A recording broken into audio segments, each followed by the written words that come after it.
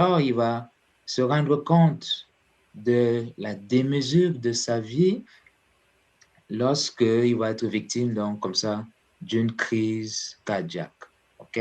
Ça va être le tournant de sa vie, l'élément qui va tout faire basculer, qui va l'amener à s'arrêter malgré lui et à faire le point, à se demander, OK, est-ce que ça a réellement du sens, la vie que j'ai menée jusqu'ici, une vie trépidante, une vie sous les feux des projecteurs, hein, une vie de célébrité, de prestige, de recherche d'argent, de plaisir sans fin, de plaisir effréné. J'ai presque envie de dire, comme on dit parfois, sans foi ni loi, hein.